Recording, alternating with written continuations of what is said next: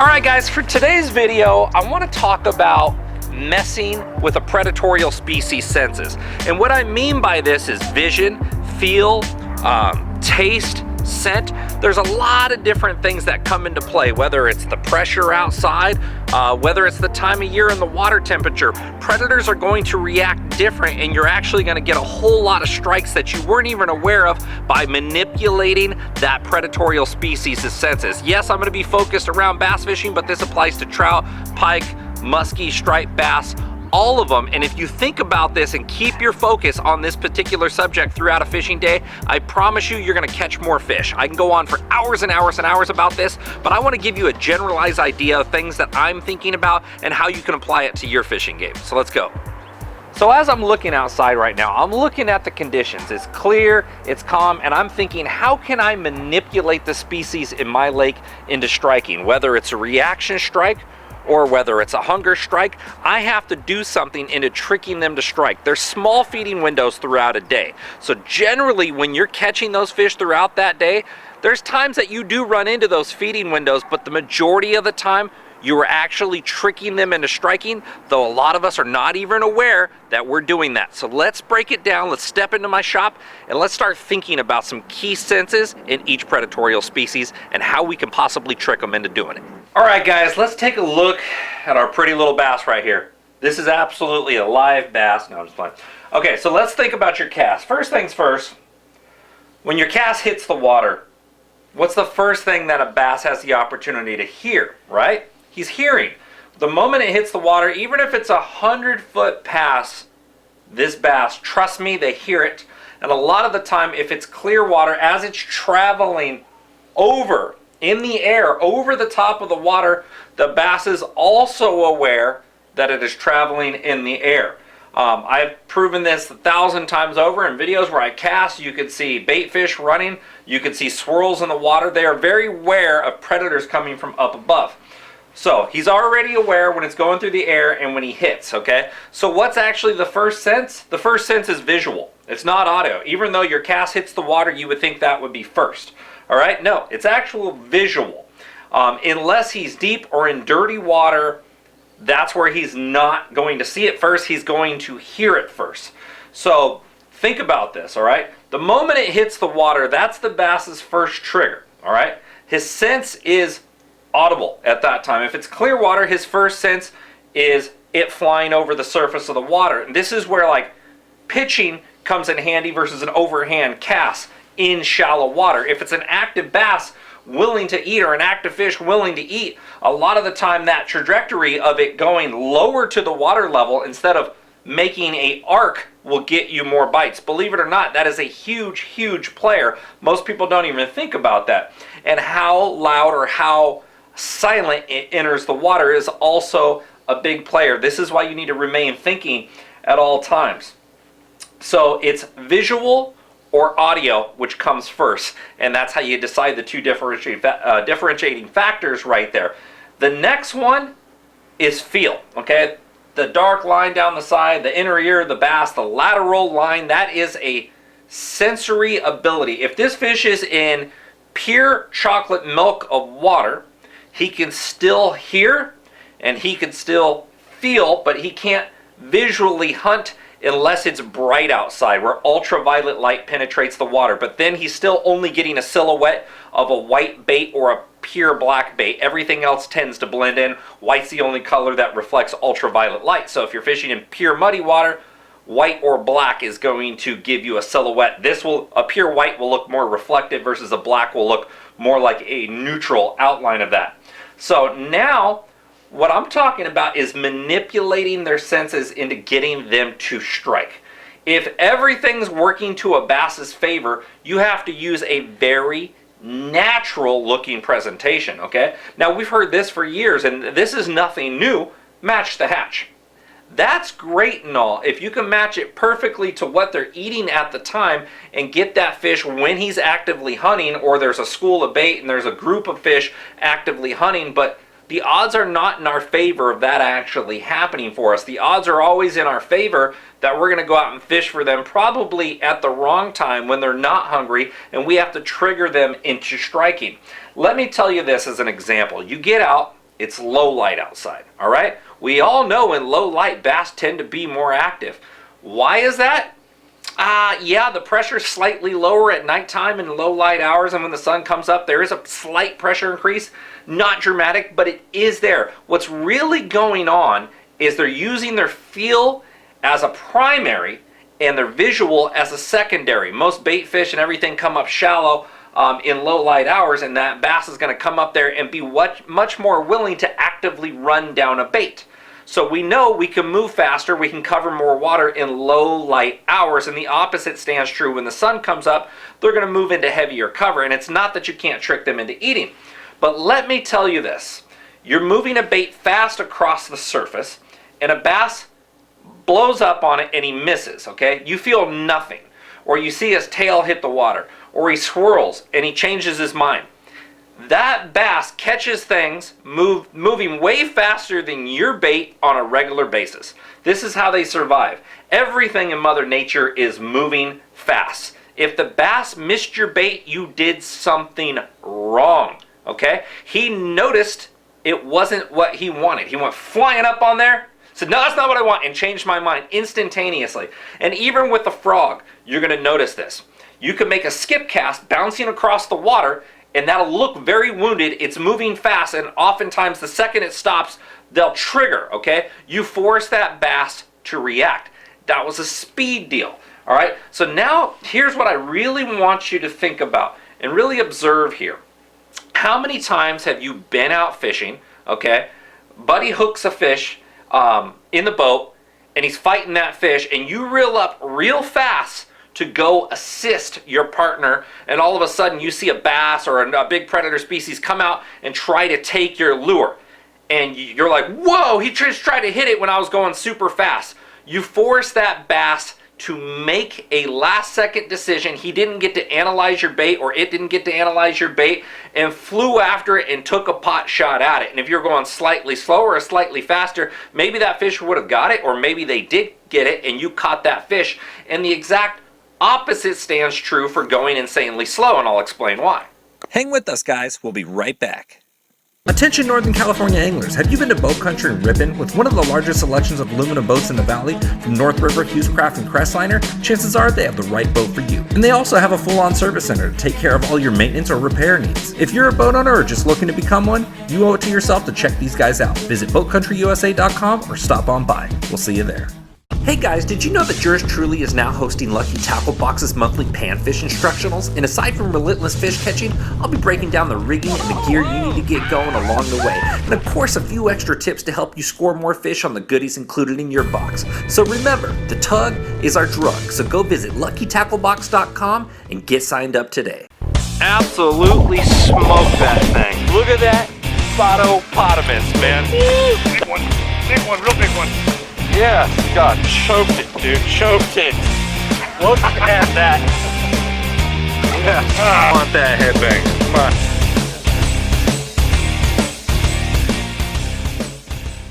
Bigger, better, badder. The evolution of the buzzbait is upon us. The Evolution Baits Grass Burner is a high-performance bass snatcher machine. High-end components, inline displacement, larger profile, balanced body for fast or slower retrieves, better deflection, and oversized treble hooks. You wouldn't bring a slingshot to a gunfight, would you? Find out more at evolutionbaits.com. Did you know that P-Line makes specialized lines for all your fishing needs? From the super strong abrasive resistant CXX or the low stretch super stealthy CX Premium, or maybe you're looking for invisibility or super bite detection with P-Line's 100% fluorocarbon. No matter what your needs, P-Line's got it covered. To find out more, visit P-Line.com. P-Line, baby. Ever tried pulling a planer board next to your boat when trolling or fishing from a swift current bank? If not, you're missing out on one of the most phenomenal fish catching machines on the market today. With Yellowbird planer boards pulling your lines perpendicular to your boat, you can't help but catch more fish. Find out more by visiting www.yellowbirdproducts.com. Hey guys, Nick the Informative Fisherman here, and when it comes to my hooks, I demand superior craftsmanship, innovative design, and proven success. And that's why I've chose to partner with Mustad Fishing Hooks. With over 180 years in the business, you can't go wrong. So if you don't want to risk losing a big one, I suggest you do the right thing. So with going super slow, you're landing next to a fish, okay? You make your cast out there, you go to tie your shoe, or you go to grab something in the boat, your bait lands on the bottom, it's set there for a while, You check your phone, and next thing you know, you got a fish on, okay? That is another opportunity of getting them to eat, that it landed right there and set on them, slightly quivered, or just set inside their little space for so long, they triggered, all right? Now that wasn't tricking, you actually gave him an opportunity to eat. But we're focusing on tricking them using their senses against them. So what I want you to think about, how does that trickery work? Moving fast in low light hours, sure, we all know that. Throwing at top water, it's breaking up the surface light penetration. Harder to tell that it's artificial. You do tend to get a bigger bass when throwing a topwater lure. Is that by coincidence? Absolutely not. It's that it's much harder for a bass to analyze something on the surface if it's real or not, versus being just under the surface. The bass can analyze whether it's real or not much more effectively, and this is why you tend to get a bigger bass throwing a topwater lure when they're willing to eat it. Now, keep that in mind. Let's say we're fishing dirty water. Let's take something like a subtle swim bait like this, all right, and this is waking across the surface, versus something like a grass burner that's going brrr. It's a buzz bait. It's an inline buzz bait going across the surface in dirty water. In dirty water, we know it's harder for bass to breathe down deeper. As dirt settles, oxygen levels will be lower. They have to come shallower, excuse me, in dirty water. And we know the oxygen level's better in shallower, dirty water. So if we're throwing something like a subtle swim bait versus something very audible, all right, what are they going to find? Yeah, we're tricking their senses, but there's two different ways of thinking about this. This is loud, across the surface, loud. He knows it's coming. Now he has the choice to make the decision whether he's going to hit it or not. So you can easily go too slow. If you're going real slow and he's thinking that he's hungry, you might get him at a bite time. But think about this. Try going too fast with something like this in dirty water, and when that instantly goes over this fish's head, he won't have a second to think about it. He's just going to come up and naturally see if that's something he wants. They don't have hands. They're not going to naturally come up and touch it. They're going to touch it with their mouth. Whether he chose to reject it or not, you have treble hooks that can easily catch that fish. Now, here's the opposite.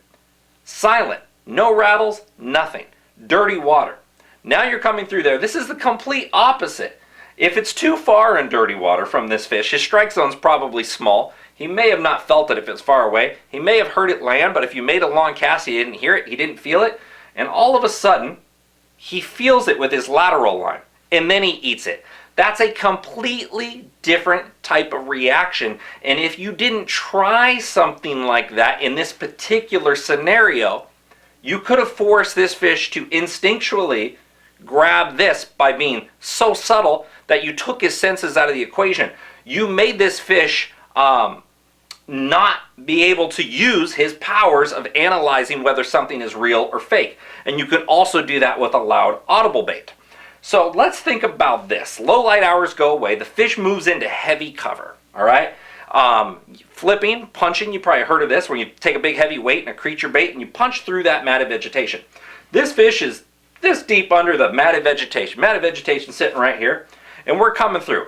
I have a 1/4 ounce weight in a crawdad looking plastic. I come through, it's moving kind of slow. Drops through here slow. I don't get bit. If he was actively feeding, maybe he would have bit that one better than a fast one. But if I have a 1.5 ounce, I instantly go through, boom, and I'm right on his nose. I'm right in front of his face. What is he going to do? Instinctually, he's going to turn and check it. And I'll prove this. Take any lure out of your box, take a 1/4 out of your pocket, look at your friend and lob it to them. They'll easily catch it. They have the opportunity to move out of the way. Now take that same piece of change out and throw it at your other friend as fast as you can. Instinctually, they'll block their face, they'll duck, they'll try to dodge it, okay? Or they'll swat it out of the way. The same principle applies with predatorial species. If it's coming at them fast, a lot of the time they're going to swat it to get it out of the way. And if it's got sticky hooks on it, it's going to stick them. When you get those fish on the outside of the mouth or the top of the head, generally they were reacting and they swatted it to get it out of the way, and you actually caught that fish when the fish had absolutely no intention at eating whatsoever. All right, Kevin Van Dam, arguably the best crankbait fisherman throughout the history of bass fishing.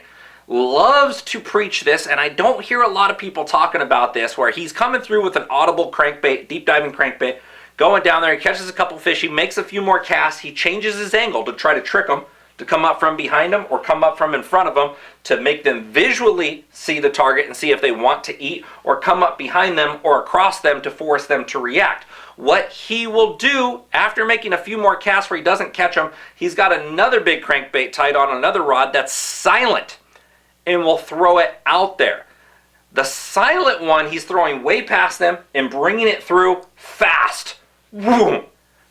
They got so used to hearing that, okay, and he caught some fish hearing it that were actively feeding and heard it coming and triggered on it, versus the silent one that who's coming through the rocks, they have no idea it's there, and it's boom, in their face, forcing them to react. And this is those summertime, even wintertime bass you can get on a deep diving crankbait. I've done it quite a few times. I had a 23-pound bag yesterday in January. So think about that in regards to your decision making. Do not go out there with the idea of, I'm going to throw a soft plastic worm and catch fish all day. And yeah, you could take a Senko or a trick worm, and that's probably the most effective bait ever. And you probably heard the argument, guys say, well, can't I just have a wacky rig Senko and go catch fish all over the planet? Absolutely you can, but there is days where a louder audible bait, or a bait that can sneak up on them very, very fast, will catch bigger and more fish than that Senko. And I'll give you a prime example. I was out yesterday throwing a Bill Lewis MR6. It's a new crankbait that Mark Daniels Jr. designed. I caught 23 pounds, like I said. I had about 11 or 12 fish total on the day. Every time I caught one, and I preach this a lot, and you're going to hear this, I'll throw out a couple more times. If I don't catch them, I'm going to pick up a finesse rig, a shaky head, a drop shot, a Ned rig, and I'm going to throw it right there, because wintertime bass tend to be schooled up together, okay? And you can catch extra fish that weren't willing to bite that crankbait. But I never got bit on a shaky head, a drop shot, or a Ned rig. And then I moved down the bank. I caught another one on the square bill, another one on that. It's not a square bill, it's a medium diver, like an 8-foot diver. And 100% of my big bass were on the dang crankbait. Now, why is that? I had about 2 foot of visibility, all right? So yeah, it was hard for them to see. When I moved it too slow, I think they had time to analyze it. When I moved it too fast, it seemed like it was just coming through there too quick, because the water is still in the low 50s. So their metabolism wasn't great. Their strike zone wasn't large. But I found this happy medium speed with a very audible bait that they heard coming, and I caught them. Now, I will tell you this right now. If I would have had that exact same bait in silent, I could have caught more. I did not have that exact same bait in silent. Therefore, I hindered my opportunity to catch even a bigger bag or more bass. But I was aware that I could have done that with the exact same bait in a silent version. So if I was thinking about something else I had to do at home, I would have never been aware of that. If I would have had that bait in my box, I may have not have made that decision. This is why you have to be a very critical thinker on the water. This is why the best bass fishermen are not lucky. They're winning year after year, because they are the smartest guy, not the fittest guy, and they are not worried about negative energy or what's going on outside of there. They have this ability to put their mind in the game. So another thing I want you to think about: optimal temperature, optimal pressure, okay?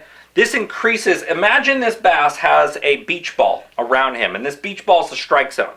If it's high pressure outside, around 30 points, 30 inches of pressure, okay? High pressure, bluebird sky, don't even worry about inches per pressure. Don't even look into that. If there's a lot of clouds, you can feel it in the air. If it's a gray sky, the pressure is going to be lower. If it's a crystal clear bluebird sky, the pressure is going to be higher. Crystal clear bluebird sky, this guy's got a small beach ball around him. That is his strike zone, okay? So if you're coming through there with a subtle lure, you can easily miss his strike zone.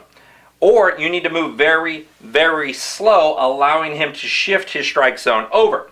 So what I want you to think of, in low pressure situation, okay, nighttime, overcast day, rainy day, he's surrounded by a much larger beach ball. At nighttime, early in the morning when the sun's not up yet, longer shadows, that beach ball is much larger. So when you apply these techniques, think of it that way. When they're under matted vegetation, their beach ball is large, even in the middle of the day. If they're down behind big boulders with big shade lines, that beach ball is large. If you come up to a little tiny dock, that beach ball is under that dock. That is that fish's strike zone at that point. And when you're thinking about tricking him according to using his senses against him, think about that, how you can cover that area fast.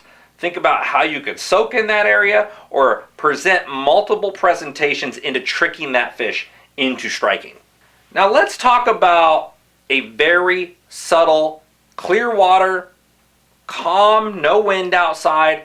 The fish's senses are working to the max of his ability. And this is where a lot of us have to pick up finesse gear.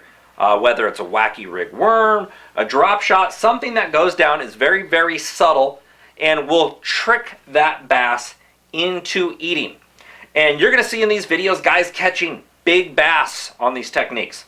A little tiny worm, a little Ned rig, and they're catching big bass. They were aware of where those big bass were generally located. When you see them go back on finesse gear, they located those big bass by prime times, okay? They went there when it was low light and fished a big lure to get that bass to react, and they found it. They could have moved a buzzbait super fast and missed that big bass. And then when the conditions became not optimal, where that bass is going to settle down close to that area where they seen him strike, this is where something very finessey can get them. But you have to use the fish's senses against them. This is where you go very, very real and subtle.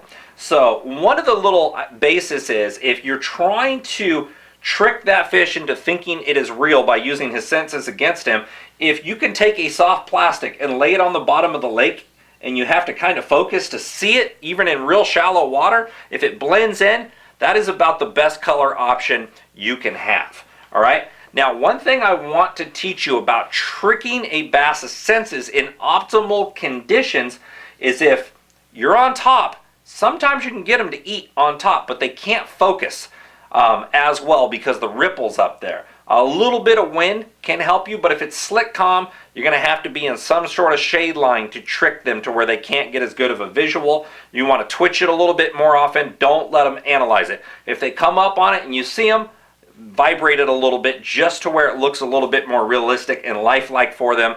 Otherwise, they're going to turn away. Now, what I want you to think too is, if you think about this, and imagine a shaky head, a worm, or a weighted wacky worm, okay?